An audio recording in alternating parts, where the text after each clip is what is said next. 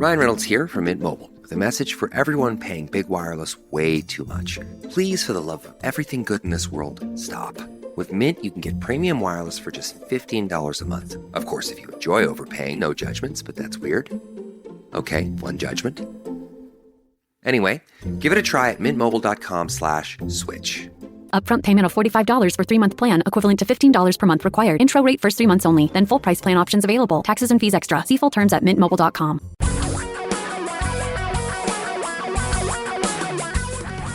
Reality radio for a really great future.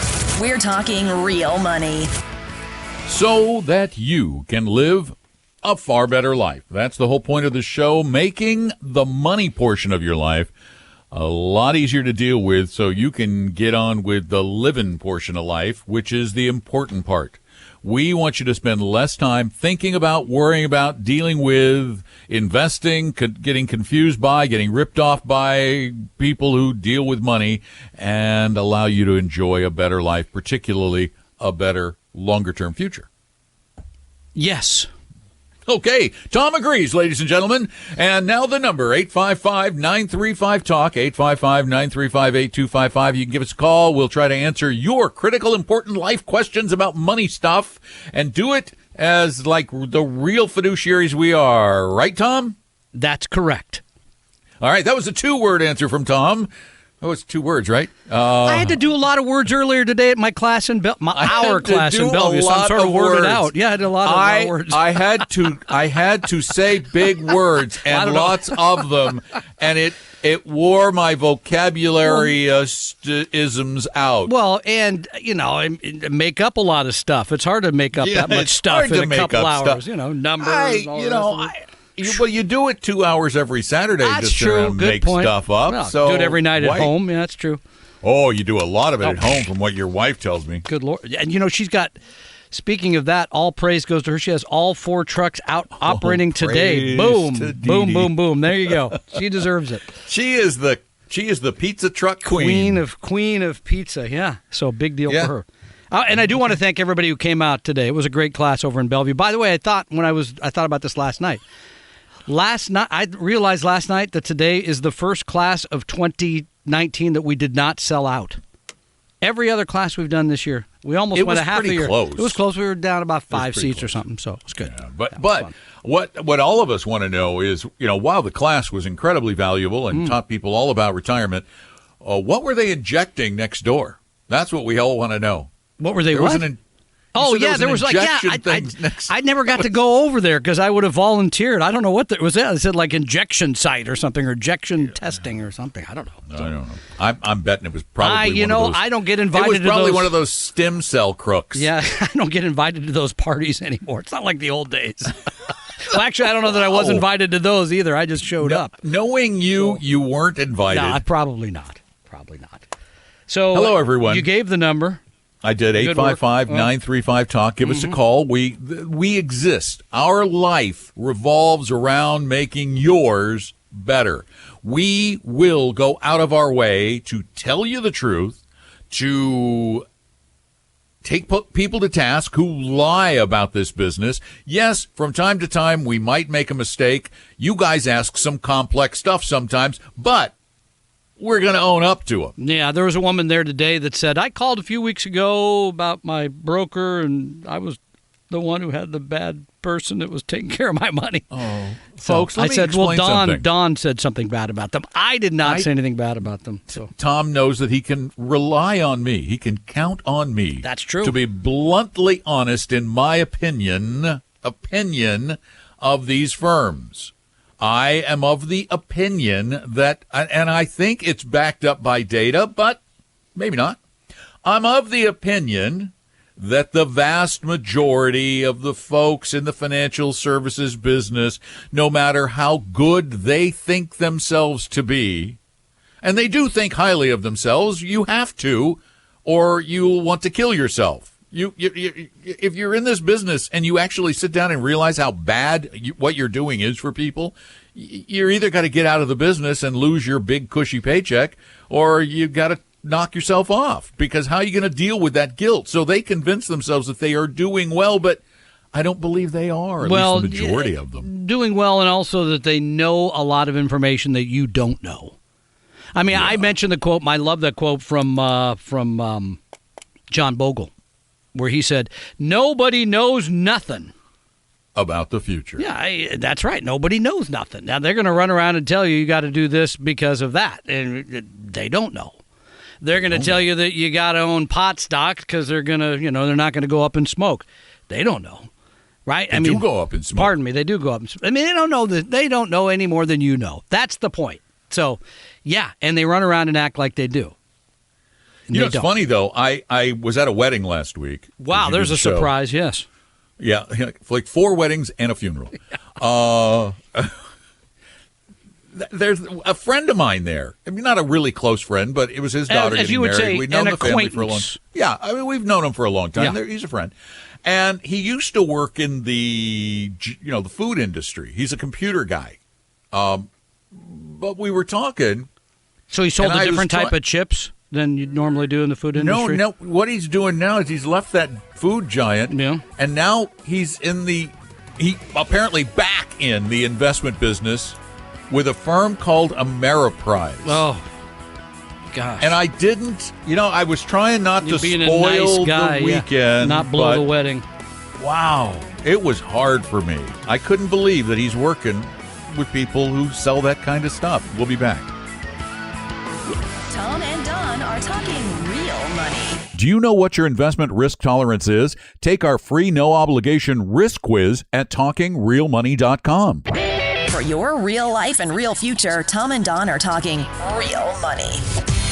855-935-TALK is our phone number, 855-935-8255. You got a question about your money and how you can make more of it, how you can avoid being ripped off, how you can avoid dealing with firms that aren't always looking out for your best interest, which is the majority. Give us a call, 855-935-TALK. Tom, before the break, I was talking about this friend of mine who works for Ameriprise. Mm-hmm. And while we're there talking, I'm always trying to find ammunition, just in case I need it. So I'm on the phone. Got a good signal. We're on a boat or something. And I'm on the phone. I'm typing along. And I'm looking up Ameriprise. And just an internet search for Ameriprise. Yeah. Well, I went to their ADV Part 2. Okay. I went to advisor.sec.gov. And I pulled up their ADV Part 2 because he was talking about how they were moving away from the broker-based model to the fee-based model because, because of this whole fiduciary thing. Yeah, they're going fee-based. So I wanted to know what their fees were because I haven't looked them up in a long time. Well, when you go to an ADV Part 2, you go to the table of contents, and it usually, like on ours, I think it says fees page 5. Or page 6 or something like that. What was it? What page was it in Ameriprise? Our fee structure is one paragraph, it's right? Pretty brief. Yes. One paragraph. Ameriprise, it started at page 23 and ran through page 60 something. See, that's and they just the fee section. Yeah. And I'm combing through it, trying to understand what their fees are. Finally, you get to some tables for these different accounts they have, these different types. Managed. One where it's equity-based or, right. Holy mackerel. Their highest fee. 3%. No. 3. So they're going to a fee, but they're charging a lot. We, by the way, just for the record, again, we'll say it. I said it this morning at the class. We don't think you should pay anybody more than 1. Right. Yeah. Maybe 1.1. Okay. If they're really good, that. But see, and this goes to the heart of an argument. 3%, really? I know. How can that be competitive? I was reading something recently about commissions and the like, and a lot of brokers are saying, you can go with a fee-based model, but really our model is a lot cheaper when you figure, what that fee is going to be every year. Yeah. And the problem is they're comparing the fees that you pay to them. Yeah, if you're paying somebody 3, then probably using a commission is a better structure. Oh, I agree. Heck yeah. Pay the old 8.25% commission or 8.5% commissions is even better than 3% per year. Merrill, 2% per year. Morgan Stanley, they're up to 2% but they're gonna, per what year. they're going to tell you if we get them on the phone now.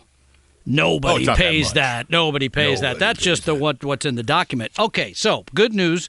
Good news is, though, The Securities and Exchange Commission, always looking out for investors, has fixed the rules, so now you know who you can trust for best interest advice, correct? Well, it's even called Rule BI. As in, it's like, I guess it's not Rule BS. We'd be in big trouble then. Yeah, you're right. It's not BS. It's BI. BI standing for best interest. Right. But what they've done, Tom, I can't figure out what they've done. Oh, I've been so reading complicated. and reading. What they've done is they've told brokers that you have to act in a client's best interests unless you tell them you're not. Yeah. And you got to give them a piece of paper that says you're not, that says correct? We're not. Yeah. A piece of paper that no one is going to understand nor read. Now, when are they going to give them that piece of paper? I don't know. They're probably going to send it after the fact. That was my like guess. prospectuses. Yeah. Oh, yeah, you got the fun prospectus. You read that it's 1.3% a year in expense ratio, right? Yeah. No, yeah, don't invest until you receive your... How many times? Nobody. Raise your hands. All of you who have brokers. How many times have you gotten the prospectus, even gotten the prospectus before you made the order? We send people usually get it in the mail prospectuses, later. and I don't think anybody reads them. We don't send them, but others do. Nobody reads them. Nobody reads them, yeah. Well, actually, now I think it's all, you get them all electronically, right? You don't get the big, remember when people used to get the 18 books of all that stuff? That's ridiculous. Uh-huh. Yeah. And they're going to run around and tell you, see, we're acting in your best interest.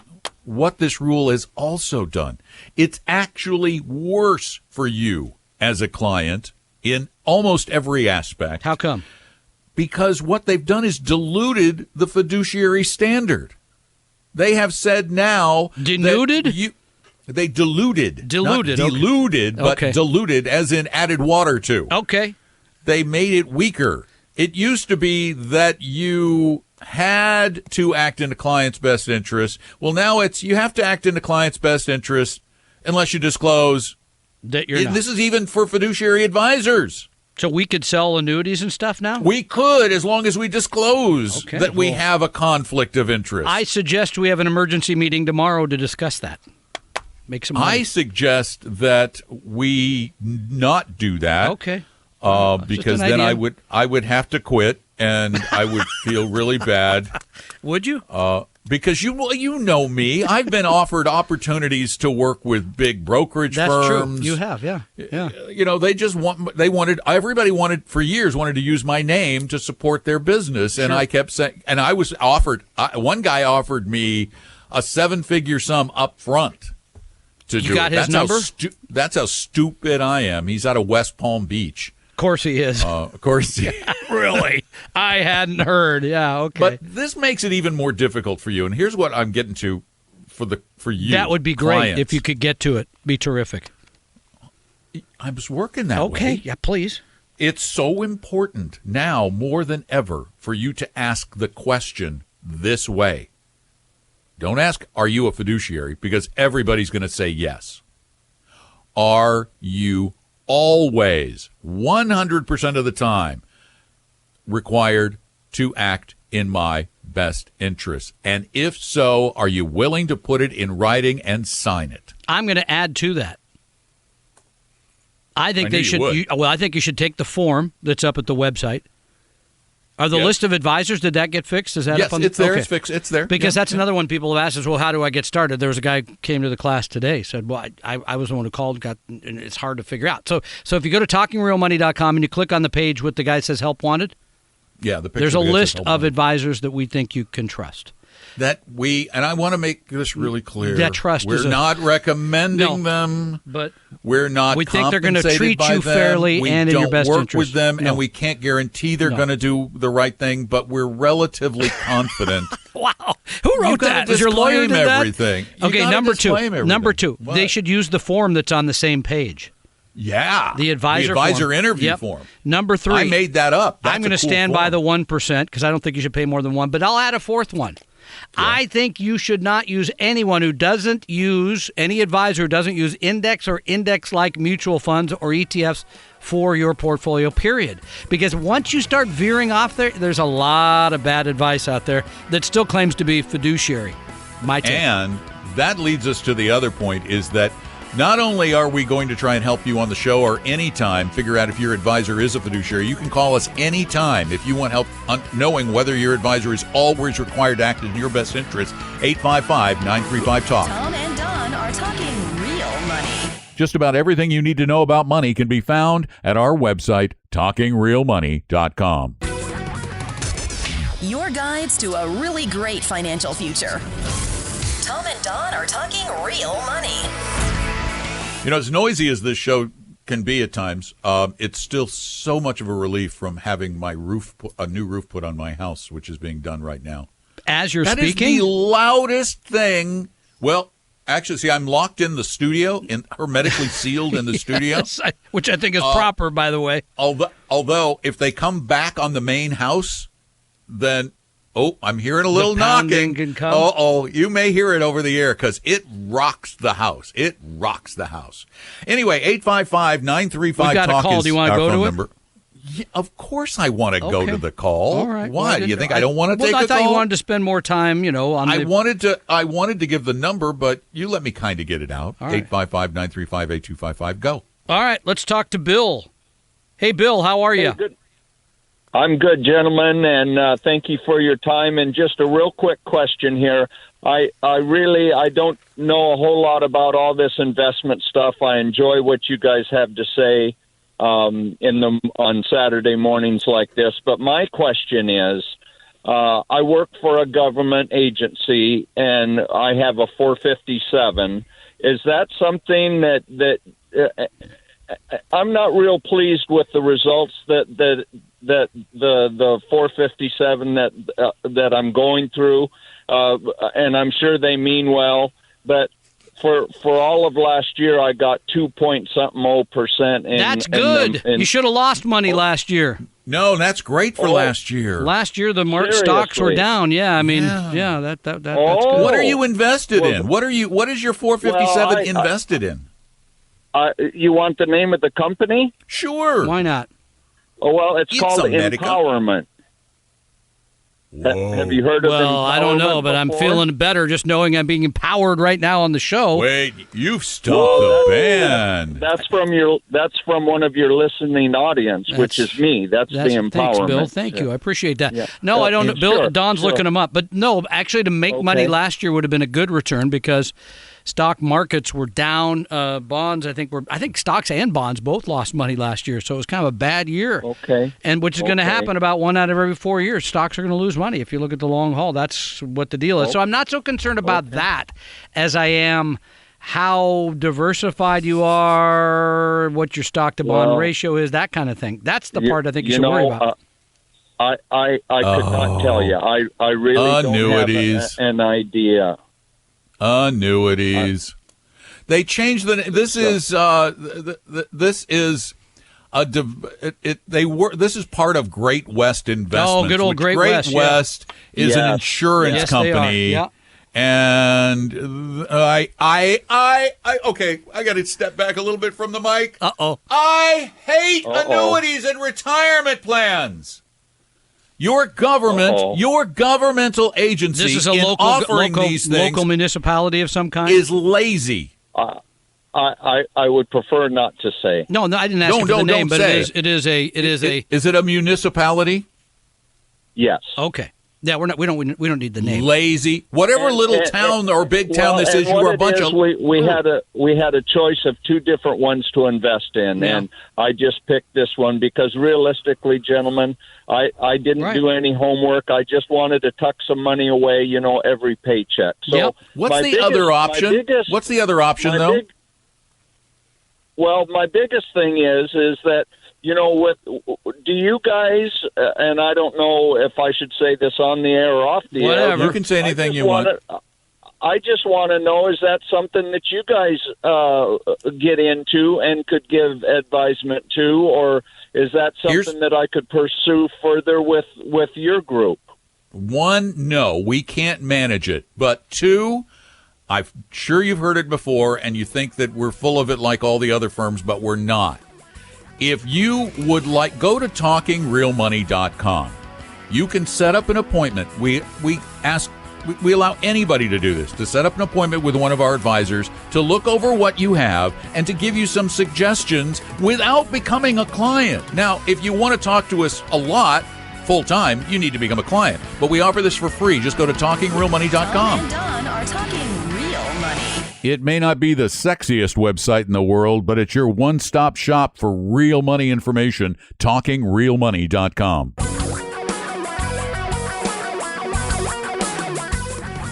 Reality radio for a really great future.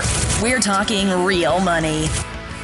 Real money, fake money. We can even talk about no money if you'd like, but we prefer talking about money. It's what we tend to do.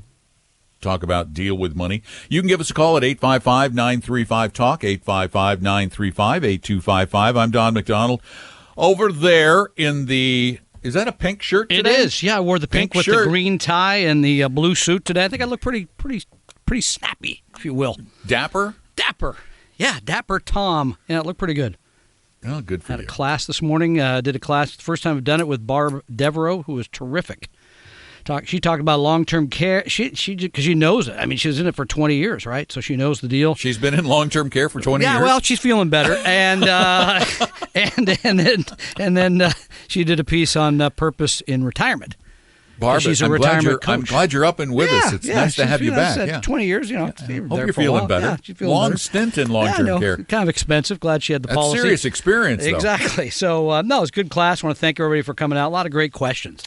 It's fascinating to me, too, the things people want to know about. Roth IRAs, 529. They're kids, which is great. I like hearing that sort of stuff about how to take care of your kids. But I'll tell you, I want to go back to the call from Bill, because this is troublesome. It's something that you've talked about for 30 years. 30 years. Yeah, I mean, the fact that a government, it's good that they.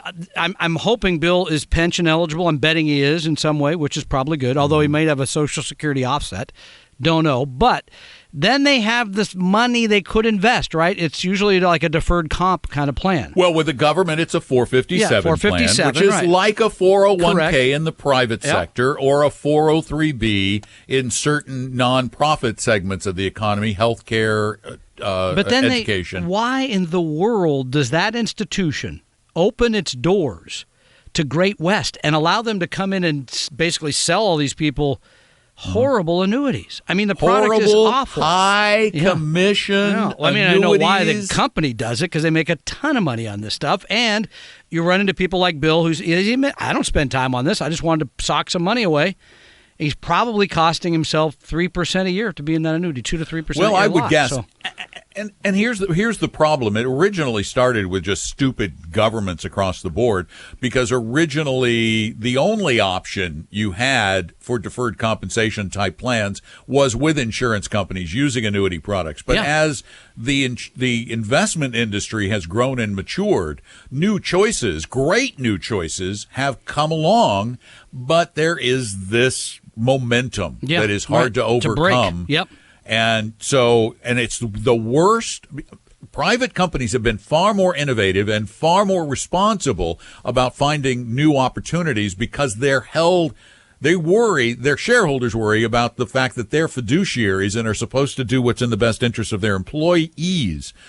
The same holds true for governments and for school districts and health facilities. However, there is less shareholder pressure to toe a particular line, to act in a certain way. So they get away with these good old boy, good old girl relationships with the insurance companies that, they of course they take the executive director or the school superintendent out to a round of golf and a nice dinner, and they're so nice. They're friends of mine. Of course I'm going to trust my friend. I'm going to pick on you a little bit, because in the Secure Retirement Act is the ability of retirement plans to add annuities. And you said you supported the Secure Retirement Act. No. I said I like some of the ideas in it, and I do like some of the stuff. I think there's good and there's bad. And again, it's the government being stupid when it comes to how investing works. It's either being stupid or paid off by the insurance industry, because there is some value to annuitization. I agree. Let's explain process. That. Yeah, in other words, that you commit to a job at 25. Right. And you're going to put away 10%, whatever a percentage, right? And maybe you agree to increase that a little bit as you make more money. That's good. And at the back end, here's how much I'm gonna get back, right? I'm gonna get a check for blank. That is good. There's nothing wrong with that concept.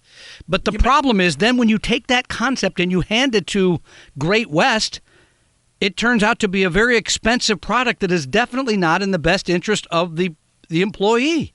Because they've got too many people dipping their hands in the till. Well, yeah, there's how many people between the employee and the paycheck at the end? It's ridiculous. So no, it turns out not to be a good product for them. But the idea of that, because it becomes pension-like, right? In other words, I'm putting this in, I'm going to get it back. I think that makes total sense. Rather than saying, well, I'm sort of putting in 3% a year, my company matches 3%, and I'm hoping to have this much. That's an outdated system that I don't think will last. No, I agree, but fixing it is complicated. Let's put it that way. Fixing it is complicated because it requires a political will that is sorely lacking. Oh, don't get you going on politics. You are in a system, and I'm not accused. This is the system, not one party. It's a system that encourages buying off politicians. There's a problem with that. Both parties, right? Both parties, right? 855-935-TALK. Tom and I believe in helping everybody become a better investor. That's why we offer lots of free knowledge at TalkingRealMoney.com. For your real life and real future, Tom and Don are talking real money. Welcome back to Talking Real Money. I'm Don. That's Tom. We're here to help you understand how money works. And one of the areas where I think we could probably provide a great service is helping you understand this concept of immediate annuities. I want to get away from the variable annuities for a minute, which are annuities with investment vehicles in them. The original annuity created by the insurance industry was a product where you handed them a lump sum of money. Correct. And they said, we promise to pay you X amount a year for a certain amount of time or the rest of your life. With a small amount of interest. But they don't promise the interest. They just promise you a payment.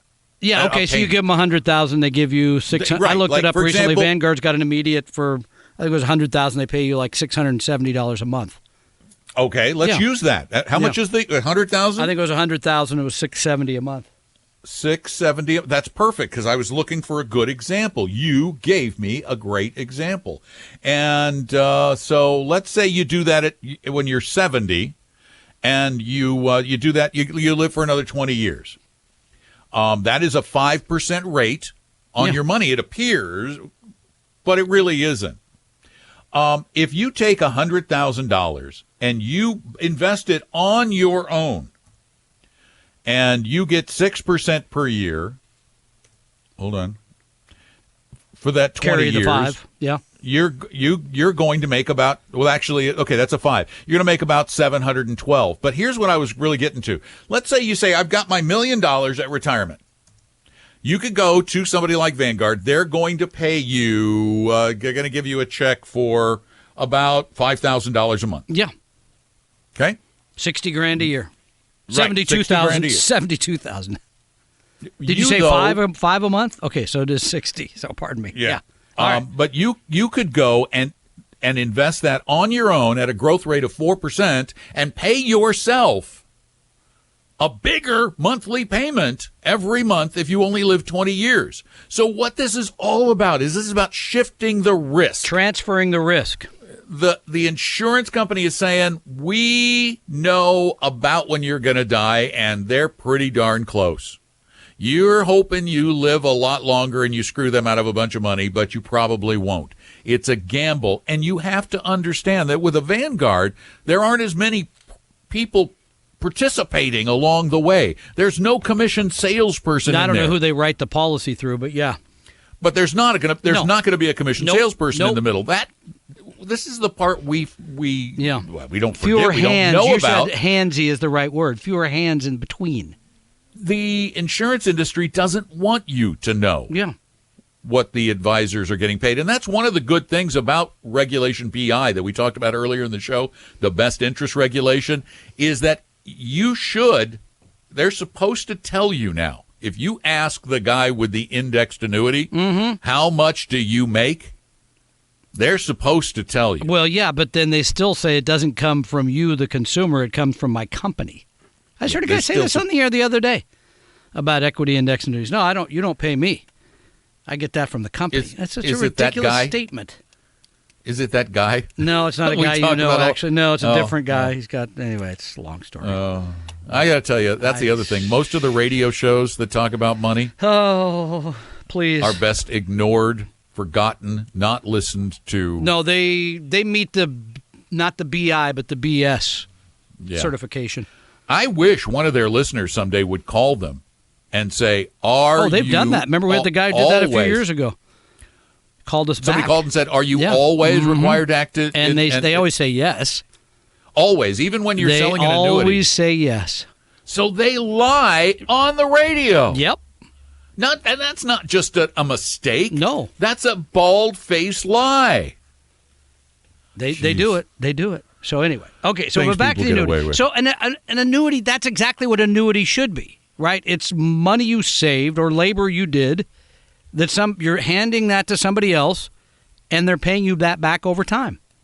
That's what an annuity originally was supposed to be. When you get beyond that, that's when the trouble starts. Well, that's because the insurance industry decided they wanted to be in the investment industry. Make some real money, right? Yeah, make better money. And I still always read the quote from the Real Retirement Roadmap. No, the book we put together? Better Retirement Guidebook? Better Retirement Guidebook that says these are sold by lightly regulated insurance agents. These are not people they're not in the investment, and they always say they're not in the investment management business, and the people that regulate them they're not the SEC, and they're not FINRA. They're the state insurance commissioners who do not specialize in this kind of thing. Oh, I forgot something else very valuable. This is going to bear watching come October of 2019. I'll try and hang on. This is actually some pretty big news that could, and boy, there are a couple of guys on the radio that I want to take to task come October. What happens in October? Because in October, the Certified Financial Planner Board, the CFP board. I read this. That's not going to happen.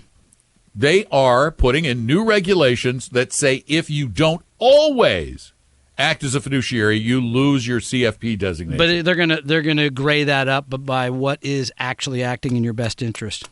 They'll sell annuities and they'll say, no, it's okay. I guarantee that. Some brokerage firms are telling their CFPs they've got to drop their CFP designation. I hadn't read that. Because they'll be in violation of their compliance rules. Oh, okay. Some of the big brokerage firms are saying, well, wait, we are, some of the big firms have huge risk. They have huge risk. Yeah, the Merrill Lynches of this world have huge risk. And if they're treated as duly registered advisors, trouble. They realize they'll be in trouble if they've got someone holding themselves out to be 100% fiduciary as a CFP when they're not. And they're telling them, if this goes into effect in October, you will have to give up your CFP designation. Nobody's going to want to do that. Yeah, they're going to want to move over to the RIA side. They're going to move over to the RIA side. Registered This is an opportunity, though, for those of you who are honest to actually go straight and get with a 100% fiduciary firm and make less money. Sorry. Yeah, sorry. Well, that's the transition. You want to be honest, you're going to make less money. So you got to drive the Honda Pilot instead of the Tesla or something? Yeah. I like that Gullwing Tesla. Looks nice. Yeah. I'm still driving a Nissan. I know. Well, you live in a very low-cost, or you're going to live in a very low-cost place. Are you going to make fun of a small town again? I am not going to make fun. I am not. You will catch purposely. If you do. All I said was low cost. That is not. There's nothing wrong with saying that. That's a fair statement, and that's not degrading in any way. And that's one of the reasons why I'm moving. I know. It's a purposeful financial. Actually, this is part of planning for retirement. I agree. People should be cognizant of. I actually sat down and did a retirement budget, looking at what my costs will be when I retire in 5 or 7 years from now, or partially retire. And I went through detail. This is one of the things everyone should do. Mm-hmm. This is a great exercise. Sit down and calculate what your costs are, where you are. And if it's looking a little depressing, we'll calculate them based on someplace else you might be, someplace that costs less. I think that's a very reasoned strategy. I mean, most people don't want to leave because they live in a place for a reason. Most. Yeah, their job, usually. Their family or their friends, or it's kind of where the I'm heck from. with them. Who needs You're a transient kind of guy. I mean, you've lived in Illinois, I've you've only lived in my house for 22 years. You've lived in Florida, you've lived in Colorado. Yeah. You moved That was around when more. I was a kid. I got shuffled. Okay. All right. At any rate, I mean, I wasn't even a military brat. Do not use an annuity in your retirement plan, please. That's where the story should end. That's that was the easy. whole point. That was easy. 855-935-TALK is our number. Tom and Don are talking real money. Download the advisor interview form and find out if your advisor's a fiduciary at TalkingRealMoney.com. Your guides to a really great financial future. Tom and Don are talking real money. Well, if you miss getting fed with your education, Tom's got a new class coming up in July. The Science of Retirement Income is part of our Lunch Ed series. These do always sell out, so go get your tickets right now at TalkingRealMoney.com. We hope you realize that the information provided on Talking Real Money is for educational and hopefully enjoyable purposes only. Providing personalized financial planning or investing advice takes time, so please consult with a really good fee-only fiduciary investment, tax, or legal advisor. We know a good one. Investing must always involve risk. In other words, you can and probably will lose money at times.